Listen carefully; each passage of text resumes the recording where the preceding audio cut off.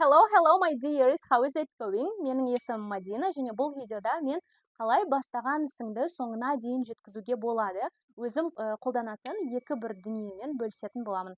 Ал дайын болсаңыздар, кеттік. Жалпы айта кететін нәрсе, мен табиғатымнан өте еріншек адаммын. Кез келген нәрсені тез жасап тастау менікі.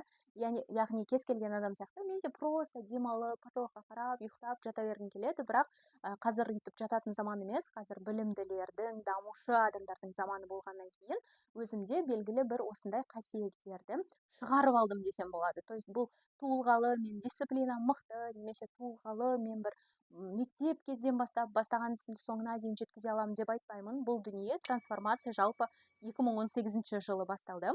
Ең бірінші нәрсе, бастаған ісіңді соңына дейін жеткізуге көмектесетін бұл самопрограммирование деп аталады. Бұл нәрсенің барлығы мен өзімнің өмірімнен өткен, сондықтан өзім қойып жатырмын аттарын бір жерден оқып алдым деп айта алмаймын. Жалпы 2018 жылға дейін мен әртүрлі нәрселерді тастап жүрдім. Енді ол кезде мен 22 жасқа дейін ғой.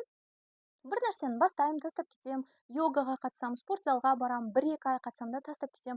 То есть мен дисциплина мықты болған жоқ. Ол кезде, может, мен просто дисциплина деген сөзді де білмеген шығармын. Бірақ өзімнің самооценкам сондай болды, өзімнің ішкі сезімім. Мен бастаймын, тастап кетем, мен соңына дейін оқымаймын, кітапты да, мен йогаға барсам да, спортқа барсам да конца оқымаймын. Просто бір адам маған түртіп қалса, мен осы нәрсені айтатын ғой. И, соответственно, өмір маған сондай нәрсені көрсете беретін ғой көзіме. То есть спортты да тастап кетем, йогаға барам, тоже тастап кетем деген сияқты осындай нәрселер көп болды сол кездері. Және 2018 жылы мен алғаш жолдасымды кездестіремін, сол кезде біз танысамыз, и мен өзімнің YouTube каналымды бастаймын. И ол маған айтады, негізі қиын ғой, видеоларды түсіру, ты типа сможешь деген нәрсені айтып жатыр. И мен сол кезде бірінші рет аузымнан мынадай позитивный сөз шығады. Мен бастаған ісімді соңына дейін жеткізем деп айтам. Негізі ондай емес қой, просто мен күшті болып көрінгім келеді ғой, енді алғаш танысып жатқаннан кейін маска киіп деген сияқты. Бірақ осы бір сөз просто аузымнан шықты. И прикиньте, ұялғаннан мен сондай болып кеттім ғой. От того, что мен бір рет уже айтып қойдым, және ол сөзім мен далада қалмау керек, мен өзімді лох сезінгім келмейді деген ощущение болды да. И мен жолдасым, енді ол кезде жігітім болған, үнемі қасында ғой, үнемі мен не істеп жүргенін барлығын біледі. И мен сол адамнан ұялғаннан дисциплинасы мықты адамға қалай айналғанымды өзім түсінбей қалдым.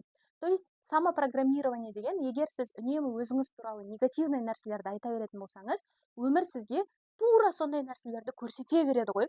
Ал егер сіз өзіңіз туралы бір позитивный установканы мына жағыңызға бір меңгеріп алсаңыз, яғни бір құйып жіберсеңіз, мен енді бастаған ісімді всегда соңына дейін жеткіземін деп, осы сөзді адамдарға айта беру арқылы сіз ұялғаннан сондай болып кетеді екенсіз. Содан кейін мен уже Instagram жүргізе бастадым, өзімнің ағылшын тілі курстарымды аштым. Мысалы, ағылшын тілі курсын ашу оңай емес, мысалы 6 деңгей бар, әр сабақты мазмұнын жасау, неден кейін не болу деген нәрсенің бәрі қиын.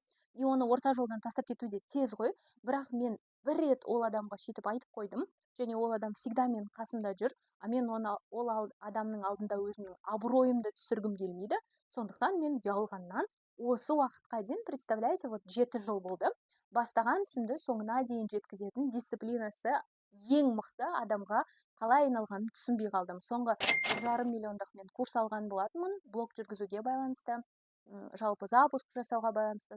Сол кезде де маған миссис дисциплина деген марапат берілген болатын. Мен өзім таң қалып қалдым, яғни күнделікті видеоларды жүктеу деген сияқты, рилс салу, подписчик жинау бойынша болатын. Сондықтан бүкіл айналамдағы адамдардың барлығы мені қазір бастаған ісін соңына дейін жеткізетін адам ретінде таниды. И мен ұялғаннан өзім сол 2018 жылдан бері солай өзімді тәрбиелеп алдым десем болады. Қандай курс бастасам да, қандай кітапты оқып бастасам да, қандай дүниені, хоббиді бастасам да, мен любой нәрсені соңына дейін дәл қазір жеткіземін. Сондықтан осы бір самопрограммирование өте маңызды сияқты деп ойлаймын. Екінші нәрсе, жалпы бұл нәрсе, егер сіз бастаған ісіңізді соңына дейін жеткізбесеңіз, бұл нәрсе сіздің самооценкаңызға әсер ететіні сөзсіз. Мысалы, мен өзімнің курстарымда студенттер оқиды, 6 ай оқимыз біз, 3 ай оқимыз деген сияқты. Сол кезде орта жолда кез келген адам мотивациясы өшеді. Кез келген адам болды қойшы, оқымай қойыншы, шаршап кеттім, өзін өзі аяу деген сияқты нәрселер болады ғой. Сол кезде мен былай айтамын да, егер сіз қазір дәл осы жерден тоқтап қалатын болсаңыз, сіздің ешкім бетіңізге баспайды оны, сен тоқтатып едің ғой деген сияқты. Сен өзіңді өзің-ақ жеп қоясың. И кез келген бір жаңа бастама дайындағың келген кезде, бір стартап, бір бизнес бастағың келсе де, сен всегда миыңда ішкі даусың бүйтіп айтып отырады ғой. Ой, қойшы, мысалы Арман, ой қойшы Арман, сен өткен жолы тастап кеттің ғой ағылшын тілі курсын оқып деген сияқты. Кез келген бір кітап оқиын деп жатсаңыз да, ой ана кезде оқыдың ғой ағылшын тілін, тастап кеттің ғой деген сияқты. Осындай ішкі дауыс сізге всегда жаңа бір дүниені бастауға өзінің кері әсерін тигізеді, яғни сіздің самооценкаңызды түсіреді. Ал егер сіз белгілі бір бастаған нәрсеңізді соңына дейін аяқтасаңыз, бұл кайф сезім ғой. Ішіңіз сіздің өзіңізге андай бір күшті сезім береді да, өзіңізді мақтан тұтасыз до такой степени, что сіздің ала алмайтын қамалыңыз жоқ сияқты болып көрінеді. Шыға алмайтын асуыңыз жоқ сияқты көрінеді, потому что я могу деген нәрсе болады. То есть әрбір дүниені соңына дейін жеткізгендегі чувство сіздің дисциплинаңызды дамытады, содан кейін бір стержень қалыптастырады. Яғни ішкі діліңізді мықты қылады. Содан кейін сіз соңына дейін жеткеннен кейін келесі бір любой нәрсені бастаған кезде сізде күшті бір чувство болады, ой, мен соңына дейін жеткіземін, потому что я же такая деген сияқты. Ал самооценкаңыз нашар болса, яғни бір рет соңына дейін жеткізбесеңіз, ішкі даусыңыз-ақ сізді жеп қояды. Сондықтан осы екі дүние сізге күшті көмектеседі деп ойлаймын. Ең біріншісі бұл самопрограммирование, яғни аузыңыздан үнемі позитивті нәрсе шығу керек, және жаныңызда өте бір сондай бір адам болса, жаңадан танысқан деген сияқты, негізі екінші жартыңыз болса өте жақсы деп ойлаймын.